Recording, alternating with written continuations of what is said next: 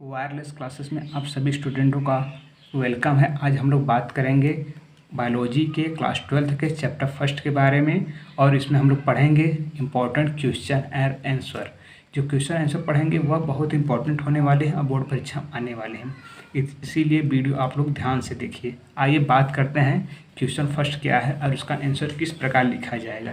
तो हमारा जो क्वेश्चन फर्स्ट उसका है कि अलैंगिक तथा लैंगिक जनन के मध्य विभेद स्थापित करो।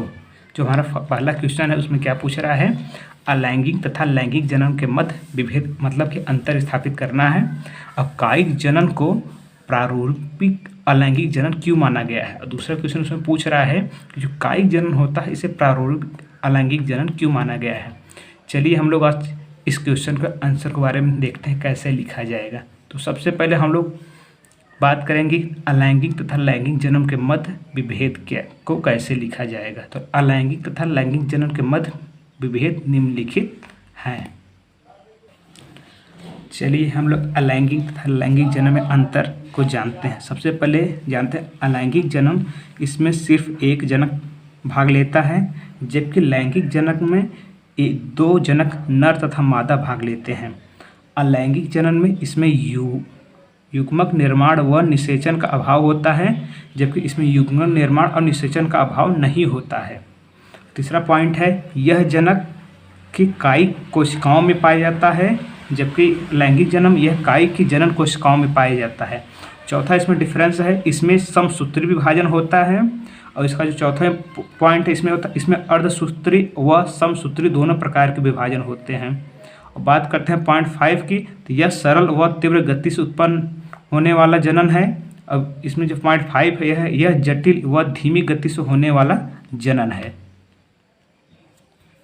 6 पॉइंट में हम लोग डिफरेंस देख रहे हैं, इसमें उत्पन्न संतति आनुवंशिक रूप से जनक के समान होती है अलैंगिक जनन में, जबकि लैंगिक जनन में इसमें उत्पन्न संतति आनुवंशिक रूप से भिन्न होती है।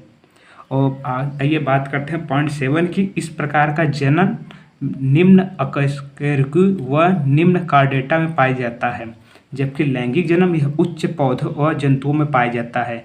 आज हमने इस क्वेश्चन के अलैंगिक तथा लैंगिक जनन में हमने 7 पॉइंट पढ़े, जिसमें दोनों के बीच अंतर बताया गया है। आइए हम लोग अब बात करते हैं कि कायिक जनन को अलैंगिक प्रारूपिक जनन क्यों कहा जाता है। तो इसका आंसर हम लोग लिखेंगे, अलैंगिक जनन की ऐसी विधि है, अलैंगिक जनन की ऐसी विधि है जिसमें पौधों के कायिक भाग से नए भाग का निर्माण होता है। अतः इसमें एक ही जनक भाग लेता है तथा इसके द्वारा उत्पन्न संतति आनुवंशिक व आकारिकी में अपने जनक के समान ही होती है। अतः हम कह सकते हैं कि कायिक जनन वास्तव में प्रारूपिक अलैंगिक जनन है। जो हम लोग का क्वेश्चन था कि प्रारूपिक अलैंगिक जनन कायिक जनन क्यों है, तो इसका आंसर हम लोग इस हिसाब से लिखेंगे। आइए हम लोग अब बात करते हैं क्वेश्चन 2 के बारे में। क्वेश्चन 2 इम्पॉर्टेंट जो हमारा है, इसमें पूछा गया है कायिक प्रवर्धन से आप क्या समझते हैं, कोई 2 उपयुक्त उदाहरण दो। जो हम लोग का बायोलॉजी का इम्पोर्टेंट नंबर क्वेश्चन 2 है, उसमें पूछा गया है कायिक प्रवर्धन से आप क्या समझते हैं, कोई 2 उपयुक्त उदाहरण दो। तो इसका आंसर हम लोग ऐसे लिखेंगे कि कायिक प्रवर्धन के बारे में सबसे पहले हम लोग लिखेंगे, कायिक प्रवर्धन जनन की एक ऐसी विधि है जिसमें पौधे के शरीर का कोई भी कायिक भाग प्रवर्धक का कार्य करता है तथा नए पौधे में विकसित हो जाता है। मात्र पौधे का कायिक अंग जैसे जड़, तना, पत्ती, कलिका आदि से नए पौधों का पुनर्जन्म कायिक प्रवर्धन कहलाता है। इसमें हम लोगों ने पढ़ा कायिक प्रवर्धन का मतलब कि जैसे कि कोई भी एक पौधा हो गया, उसका शरीर का कोई भी भाग जैसे जड़, तना, पत्ती से फिर एक नए पौधे में विकसित होने की प्रक्रिया को ही कायिक प्रवर्धन कहा गया है। आज हम लोग पढ़ते हैं 2 उपयुक्त उदाहरण के बारे में।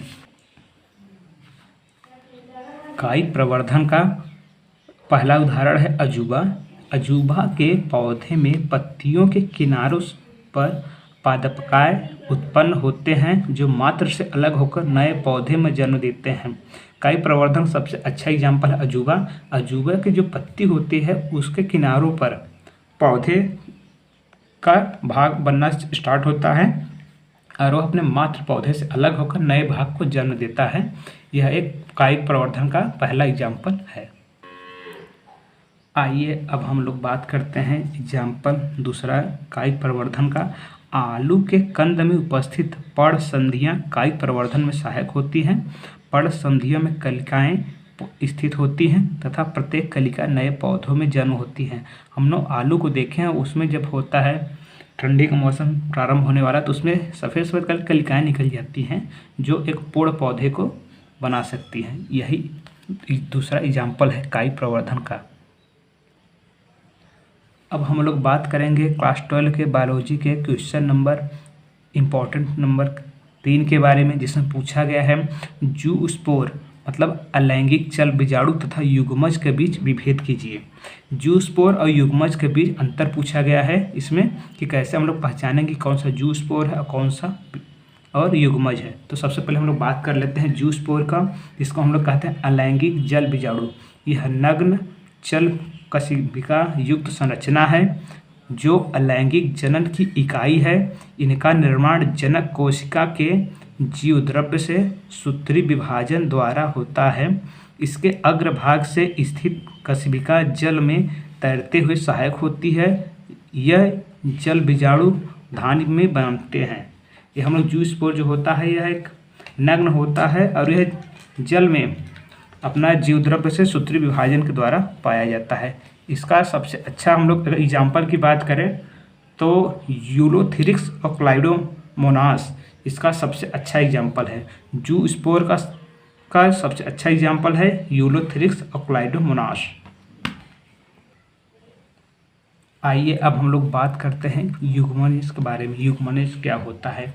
लैंगिक जनन के दौरान नर तथा मादा युग्मजों का निषेचन से बनी संरचना युग्मनज कहलाती है। युग्मनज क्या होती है? लैंगिक जनन के दौरान नर तथा मादा युग्मजों के निषेचन से बनी रचना को युग्मनज मतलब जाइगोट कहलाता है। यह द्विगुणित होता है तथा विकसित होकर भ्रूण अथवा लावी में परिवर्तित हो जाता है। यह जो क्या होता है जो अपना भ्रूण से फिर लार्वा में उपस्थित परिवर्तित हो जाता है। लैंगिक जनन करने वाले जीवों का विकास युग्मनज से होता है। बाह्य निषेचन करने वाले जीवों में युग्मनज का निर्माण बाह्य माध्यम जैसे कि जल में होता है। इसका सबसे सर्वोत्तम एग्जाम्पल है मेड। इस वीडियो में हम लोग ने यूपी बोर्ड के क्लास 12 के बायोलॉजी सब्जेक्ट के चैप्टर फर्स्ट के बारे में हम लोग डिस्कस किया है, जिसमें हम लोग के चैप्टर फर्स्ट के इंपॉर्टेंट क्वेश्चन को हम लोग बताया है। इस वीडियो को अगर आपको अच्छा लगे तो वीडियो को लाइक कर दीजिएगा, चैनल को सब्सक्राइब कर दीजिए, अब दोस्तों के साथ शेयर करना भूलिए। अब मिलते हैं हम लोग नेक्स्ट वीडियो के इसके और इम्पॉर्टेंट क्वेश्चन के साथ। इसीलिए आप लोग stay India, stay safe and good bye.